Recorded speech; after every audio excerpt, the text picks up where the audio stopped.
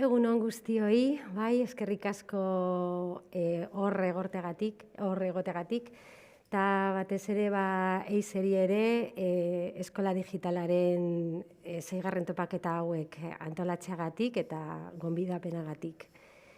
Han esan duenez, Isabel naiz, batez ere irakaslea, eta denbora luze daramat STEAM eta robotika klaseak ematen adin guztietako umeekin, bai. Horrexegatik gaur egun kolaboratzen dut Ibai Zabalekin, bai, trebakuntza ikastaroak ematen ikastetxetan. Gaur ni izango naiz arduraduna, bai, gure proiektua aurkezteko. Orduan, espero dut ondo ateratzea eta batez ere zuen gustukoa izatea eta interesgarria iruditzea ere, bai? Hasiko gara bideo txiki batekin, bai, gutxi gora bera proiektuen oinarriak ikusteko pizkat. Ahí va. Barkatu. Non dago? Zegoen hemen, ez da? Barkatu. Joan da, Baina, konponduko dugu. Orain, bai.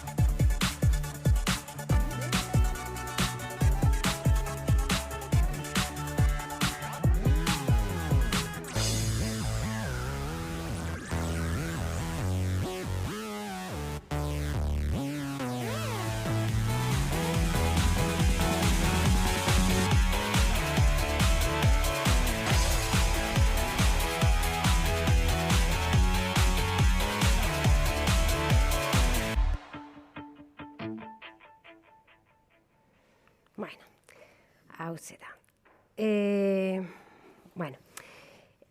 Bideoan ikusi duzuenez, bai, STEAM hitz hauen akronimoa da, bai? Ingelesez da Science, Technology, Engineering, euskeraz zientzia, teknologia, ingenieritza, artea eta matematikak. Baina, akronimo honi beste balio batzuk irentzi nahi izan dizkiogu ere, bai? Adibidez, ese horretan, segurtasuna, soziabilitatea, sentsibilitatea, tolerantzia, talentua, tempoa, elkarlana, empatia, enpresibitatea, hauxe da, bai?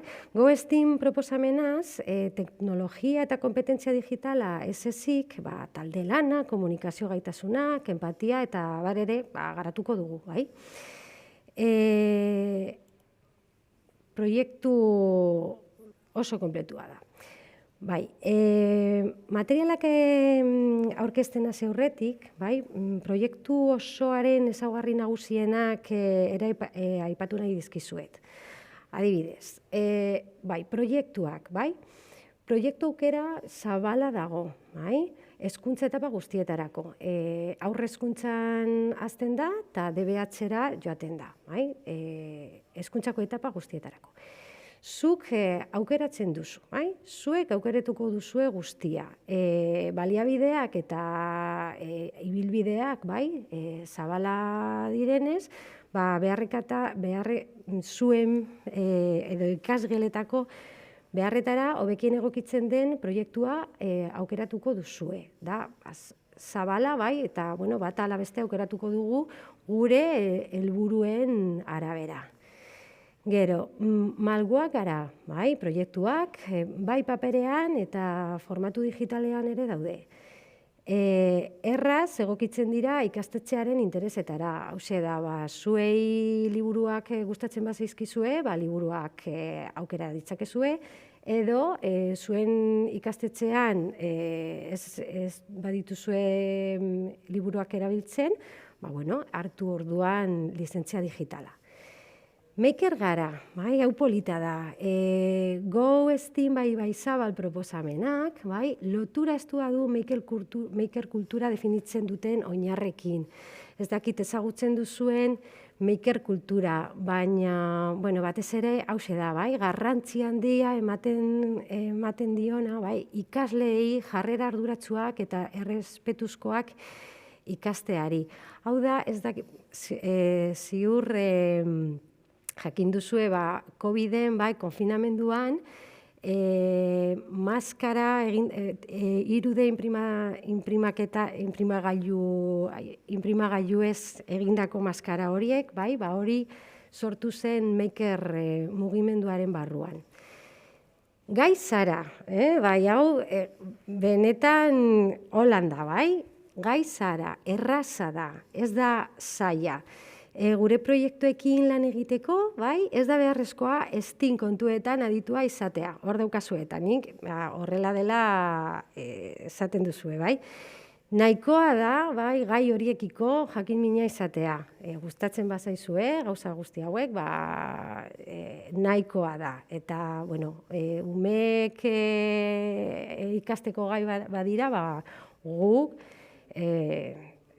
ere, Eta gero, garrantzitsuena niretzat dela dena azkena. Zure ondoan egongo garela.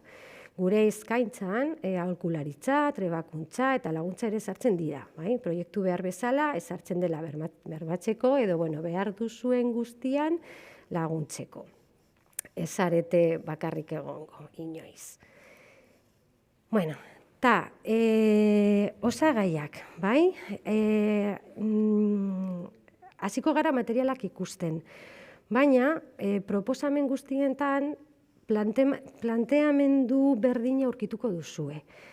Hau da, osagaiak izango dira beti, proposamen guztietan robota, hor erdian daukazuena, ez dakit, punteroa ikusten da, robota, izango dena baliabide nagusia, baina gero irakasleentzat ere daukagu proposamen didaktikoak, jarduerak eta saioak ondo prestatzeko eta lantzeko, lizentzia digitala, arbela digitalarako, ikasgelarako baliabideak, adibidez haurreskuntzan, eta pisak, hauek dira, tapizak daude, edukiak taldeka normalean lantzeko.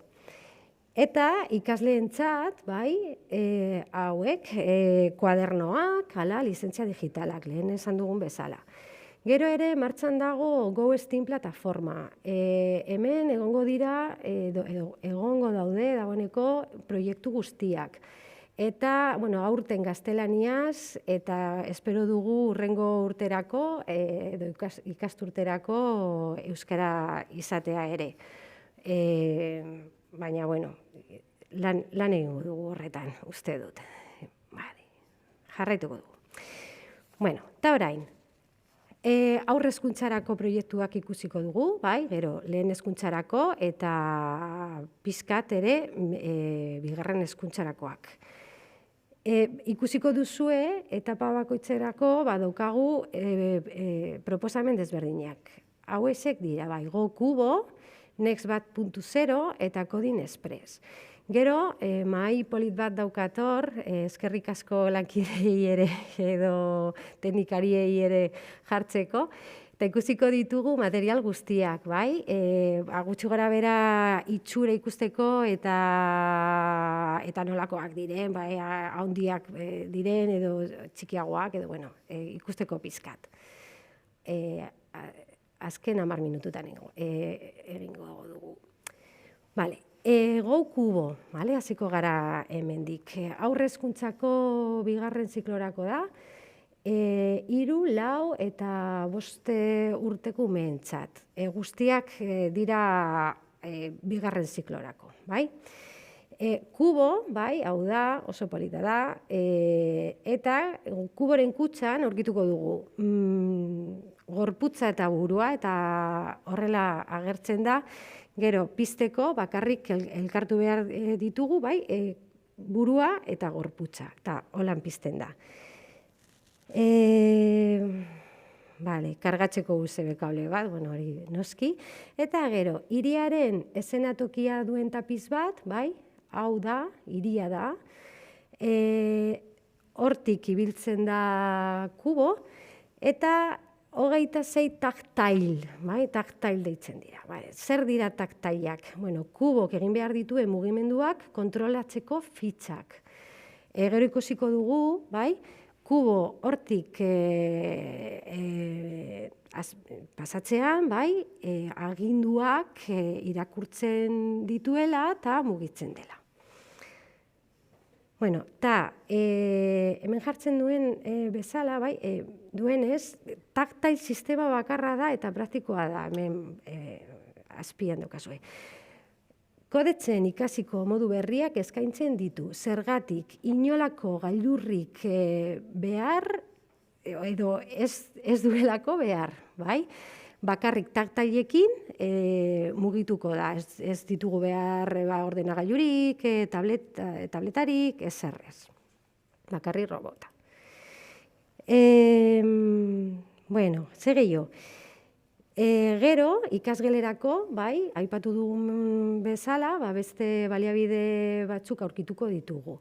Kasu honetan, ikasgelerako 5 tapiz ditu, kurrikulum edukiekin erlazionatutako egoerak irudikatzen dituztenak, kubo, bai, eta kubo haietan ibil dadin, hau da, bata izango da eskola, beste bata merkatua, bestea animaliak, bai, kurrikulum edukiekin erlazionatuta. Eta, bueno, programazioa horriak, hauek dira, bai, taktail horiek agertzen dira, eta, bueno, dira batez ere umeak ikusteko sekuentzia horiek, bai? Vale. Ikaslearen txat, bai, hau da esan duguna, ezta? Aukera ditzakezuela, bai, kuadernoak nahi dituzuen, edo lizentzia digitala. Edo ezerrez, bakarrik batzutan bakarrik robotarekin lan egiteko gai gara, baina hau da, batez ere irakasleengan pentsatuz, bai, lana egiteko laguntzeko eta hori. Daude adin bakoitzeko bat, eta kuadernoetan daude eranskailuak eta txartel trukelatuak, oso politak dira. Gero, next 1.0, hau da haur hezkuntzako beste proposamen bat. Ikusi duzuenez, igual itxura ez, baina planteamendua Go kuboren antza du. Da lurreko robota, tapizak ere ditu, eta hemen 9 mahai tapiz eta pertsonala zigarri bat, eta gutxi gora bera antzekoa da. Hau da, zaharragoa, daramagurekin, ez dakit, igual 5 urte dolan, eta orain Go kubo berriagoa denez, niretzat hobeto dago, baina next oraindik dago hor, oso polita da ere, proposamena, eta da antzekoa, bai. tapizekin, edukiak, edo klaseko edukiak landuko ditugu. Eta gero ere daukagu, hori, ikaslearentzat kuadernoa eranskailuaz eta trokelez, eta irakasleentzat, pues niretzat den garrantzitsuena proposamen didaktikoak, bai, lizentzia digitalak. Bueno, eta Coding Express, hau beste gauza bat da.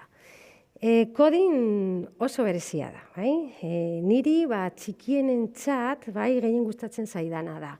Batez ere 3 urtekoentzat. Zergatik, hau ez da, ikusi duzuenez hor, hau ez da lurreko robota, baizik eta Legoko trena.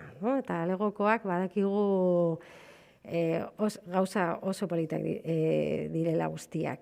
Pieza asko ditu, denetatik eraikitzeko, hiria, baserria, eskola, tren geltokia, eta berezia da programa dezakegulako, trena, trenbideetan programatzeko fitxak jartzen dugunean, gero ikusiko dugu nola biltzen den, trena gainetik pasatzen denean edo pasatzean ekintza ezberdinak egingo ditu. Adibidez gorria ikusten badu, geldituko da.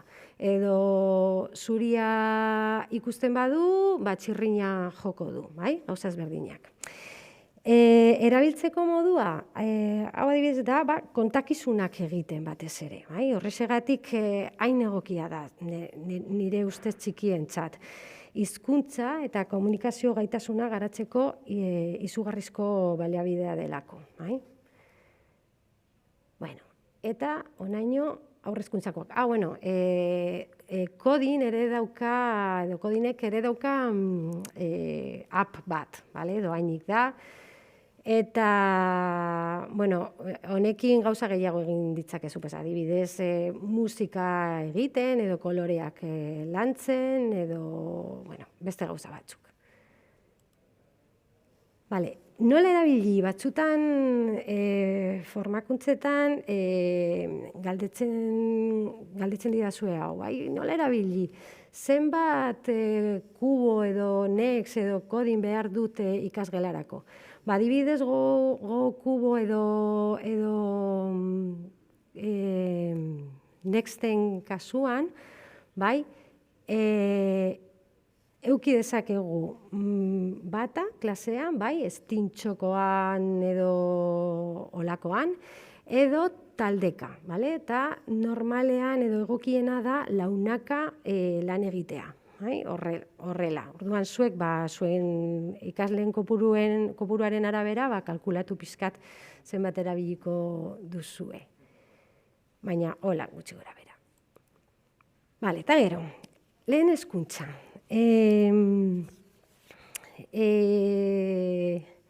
Hor daukazue 4, baina ez kezkatu, ez da hain zaila aukeratzeko. Next 2.0, hauxe dena, Lego Guidu, Spike, eta gero daukagu ere 3D inprimatzea.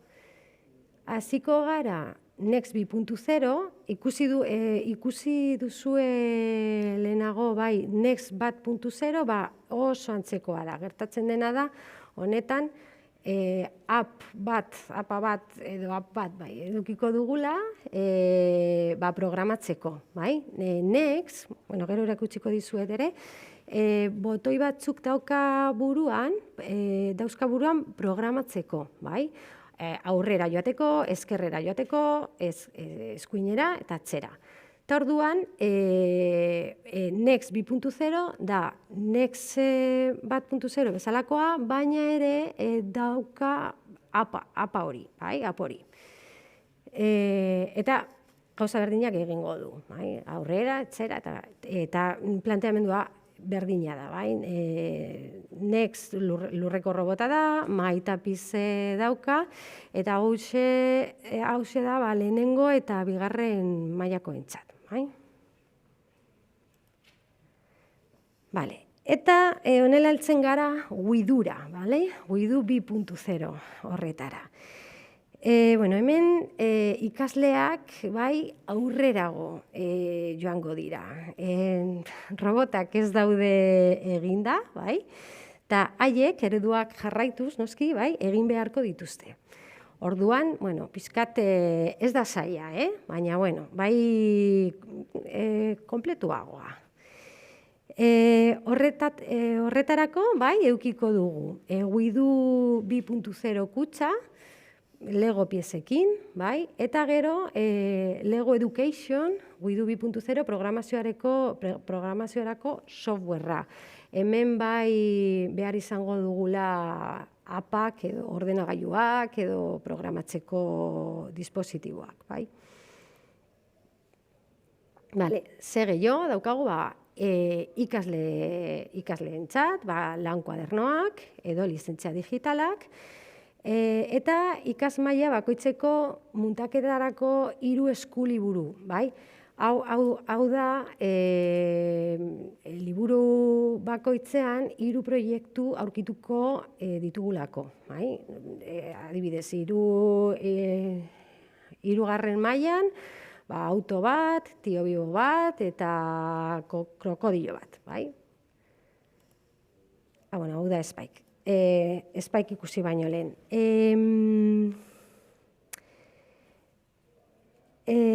Widurekin, lan egiteko modu ezberdinak dauzkagu. Hau, hemen ez daude eta pisak edukiekin, baizik eta 3 proiektu ezberdin. Orduan, nola lan egingo dugu honekin? Adibidez, astean behin, STEAM klasea egingo dugu, esan daiteke, eta pizkanaka, 3 proiektuak egingo dugu bukatu arte edo ikasturtea bukatu arte. Edo, eman behar ditudan edukien arabera, aukeratuko dut proiektuen egokiena. Eduki batzuetan sakontzeko edo beste modu batean azaltzeko. Adibidez, neurriak lantzeko matematikazko klase batean, har dezaket autoa, edo holan. Gero, trebakuntza ikastaro horietan denetatik egiten dugu, eta azalduko dizuegu guztia sakonki. Lasai egon. Zer gehiago, Spike. Eta ez dago askoz gehiago. Spike berria da, aurten atera da, eta Widuren antza du. Gero ikusiko dugunez, Widuren antza du. Kutxa bat dauka, Lego piezekin, baina kutxa handiagoa da. Gero ereduak, eraikitzeko ereduak handiagoak ere, eta konplexuagoak, eta Scratch programatzen da.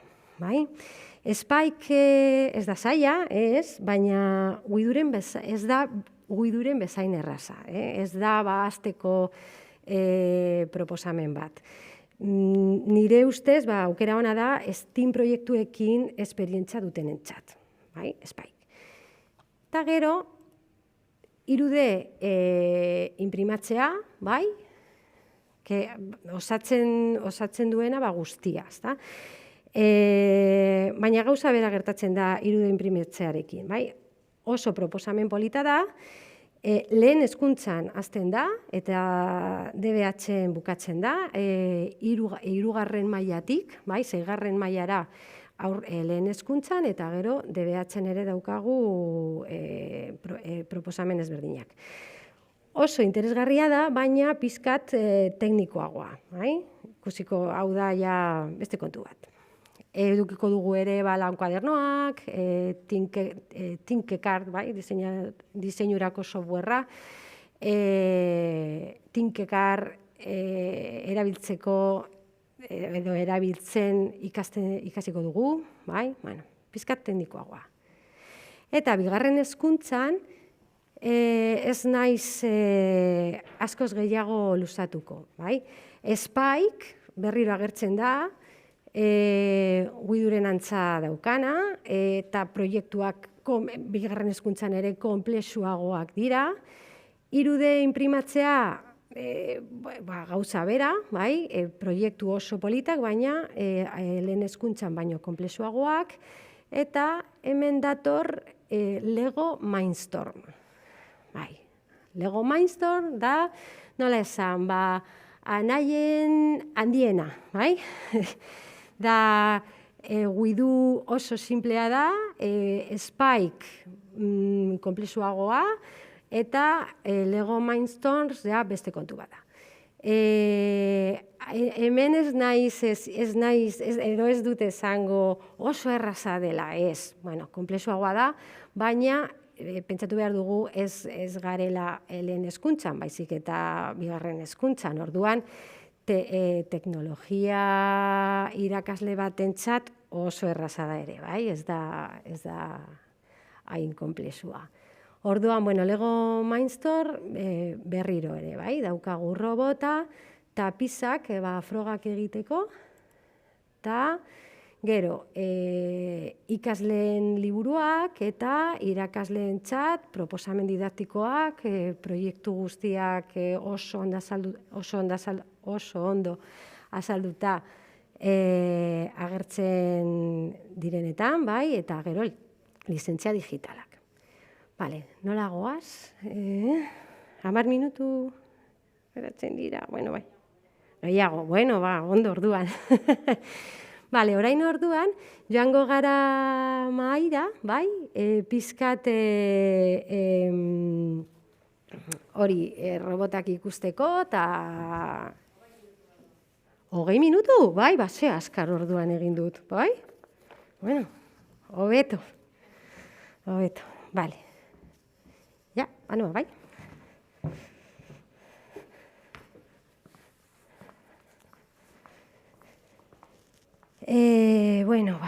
A ber, nondik hasiko gara. Igual hemendik, bai?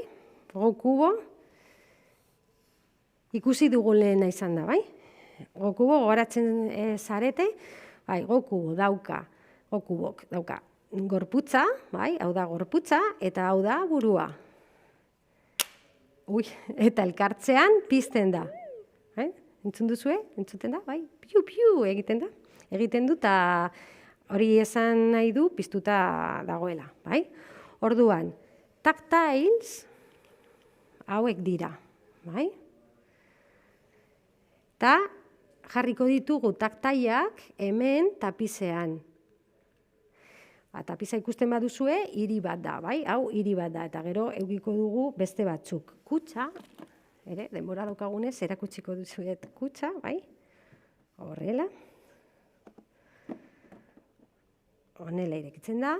Eta hemen, programatzeko taktai guztiak daude, eta gero ere, hau oso erosoa da, ez dut esan, horregatik joan nahi zain hain azkar.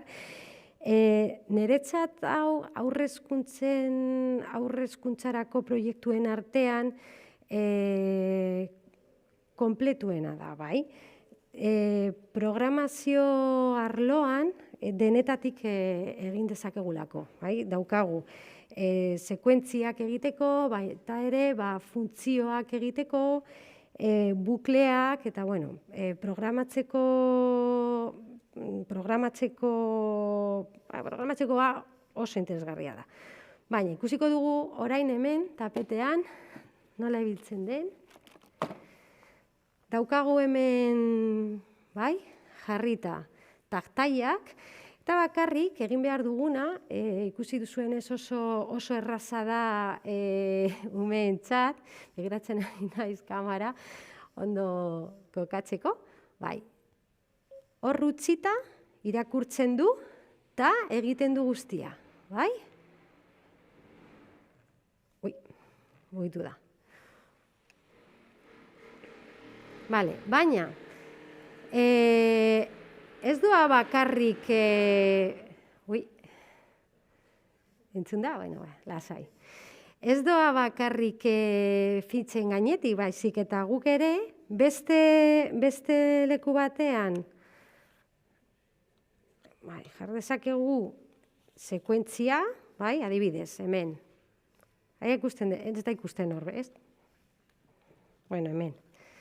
Edo hartuko dut sekuentzia hau, bai? Hemen? Oso ondo.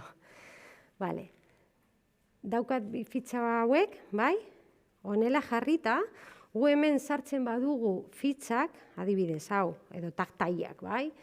Aurrera, aurrera, vale, hau da eskerrera, aurrera, itxi, eta gero, hau besteekin, bai? Hemen kokatzen badugu, taktaia, goku egingo du hemen irakurtzen duena, bai? Vale. Aurrera, aurrera. Ahí va, ¿qué ha pasado? Barkatu. A ver, egingo. Ez que ez du irakurri, bai. A ver, barkatu igual. Bai, honela. Jarriko dut kubo orain hemen, bai? Irakurtzeko sekuentzia. Venga, ba. Irakurriko du sekuentzia. Igual gaizki egin dut nik. Oso ondo. Eta orain hemen, bai, jartzean, egingo du guztia. Bai, aurrera, aurrera, eskerrera, eta aurrera. Vale?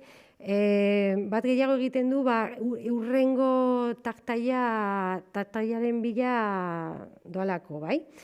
Eta, bueno, hau da kubo. Orduan, hemen iria badaukagu, landuko dugu irien gauzak. Baina animaliak badaukagu, animaliak, eta bar, bai? Oso erraza da, ikusi duzuenez oso polita, eta, bueno, umeek asko gozatuko dira, benetan. Bale, orain, trena, adibidez, edo next, edo jarriko dut next, bakarrik. Honekin da nahikoa igual. Next, botoiak, bai, ikusi dituzuenez, botoiak dauzka hemen buruan, eta botoi honekin, botoi hauekin, programatuko dugu robota.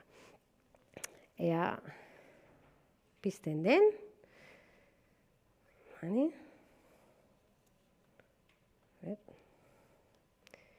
Pizkat, retardu pizkat, atxerapen bat. A ver, orain. Vale, adibidez, aurrera, aurrera, egingo du berdina, bai, edo gauza bera. Aurrera, aurrera, eskerrera, espera, barkatu, aurrera, aurrera, eskerrera, eta aurrera. Eta hemen jartzen badugu,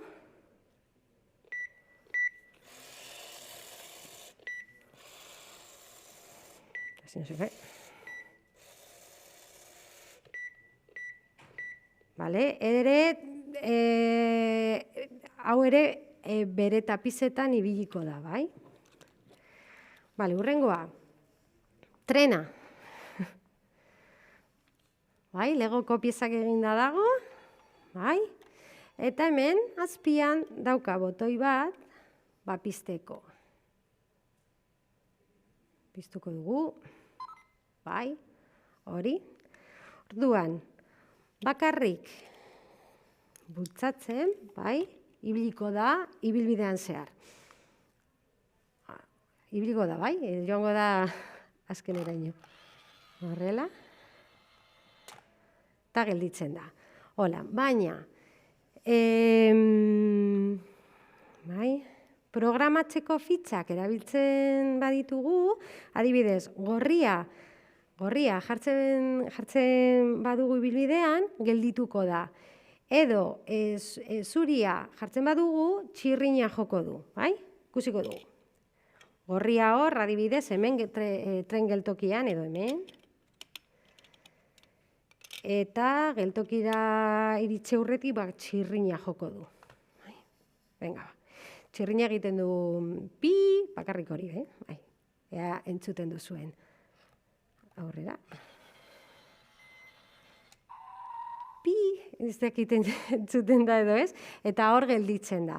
Bai, holan, adibidez berdea jartzen badugu, joango da alderantziz. Eta hemen jarriko dugu adibidez gorria. Edo ez, hemen. Vale. Ea egin duen berdeak. Gelditzen da, eta zentzua aldatzen du. Bai, orduan, norabidea aldatzen du, bai. Orduan, imaginatu, bai, kontakizunak egiten, eskatu diezaiekegu gure ikaslei adibidez, kontakizun txiki bat asmatzea. Imagina ezazue, Peio, baserri batean bizi dela, eta eskolara joan behar duela, tren geltokitik pasatzen edo hartu behar du trena ez dakit non. Orduan, haiek kontakizunak egiten, ez dituzte landuko bakarrik programatzeko gauzak, baizik eta komunikazio gaitasunak ere. Bale, eskerrik asko. Bale, eta hauek dira haur hezkuntzakoak. Eta bueno, gero, lehen hezkuntzakoak, non jarriko dugu, bueno, hemen, igual, jartzen bada, edo pizkat mugituko dut hau, abeitu, hau oso erraza da gordetzeko, desmuntatzeko eta gordetzeko, hau itzaltzeko bakarrik kenduko diogu burua eta listo, taktaiak. Eta lehen hezkuntzakoak dira, bueno, Next 2.0, gainera hau da Next 2.0, tablet bat badaukagu, programatuko dugu tabletarekin. Hau da guiduren egindako autoa, bai, utziko dut hemen. Eta ikusiko duzue, nola, hau esek dira, bai, Spike, bai, hau da Spike, eta hau da Mindstorm. Hau da DBH-ko robota, bai? Jarriko ditugu guztiak hori elkar, ikusteko pizka bat hori, tamaina eta ezaugarriak, bai? Adibidez, guidu bakarrik bi konexio puntu dauzka, bai? Bata motor bat jartzeko eta bestea sensoreak, bai?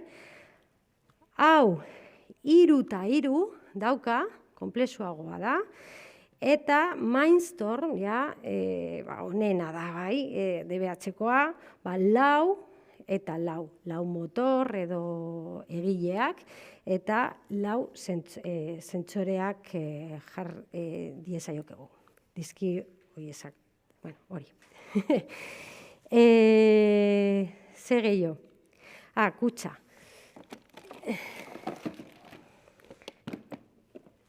Gutxi gora bera, ikasteko edo ikusteko nolakoa den kutxa, bai, hau ekarri dut txikiena dena, bai, eta ikusi dituzuenez, fitxak teknikoak dira, bai, ez dira bakarrik betiko legoko fitxa bezalakoak. Hau izango da betiko pieza, bai, baina ere eukiko dugu ejeak, gurpilak jartzeko eta hori, engranajeak, poleak, eta bueno. Gutxi gora bera, hau da, ez daki nire partez, espero dut guztia ondo ikustea, baina, bueno, lasai egon, normalean zer gustatzen baduzue edo proposamen hauetan pentsatzen ari bazarete, joango gara zure ikastetxetara guztia erakusteko, guztiak martxan jartzeko, liburuak ikusteko nolakoak diren barrutik, lizentzia digitalak nola funtzionatzen dira, guztia, bai, azalduko dizuet. Orduan, hau da bakarri aurkezpen txiki bat, gutxi gora bera zuek ikusteko eta jakiteko denetatik daukagula, bai, HH-tik DBH-ra, eta hori gustura joango garela zuen ikastetxetara nahi baduzue. Bueltatuko naiz mahaira.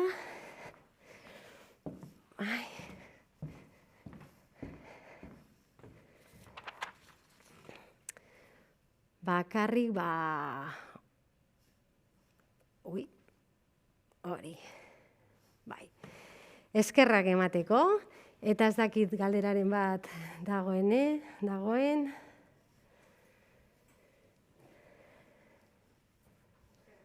Eskerrik asko.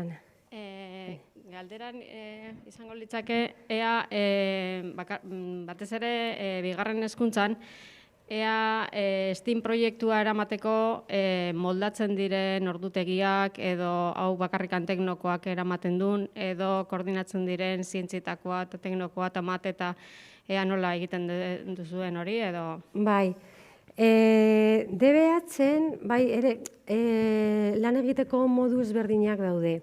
Adibidez, orokorrena da, teknologian sartzea.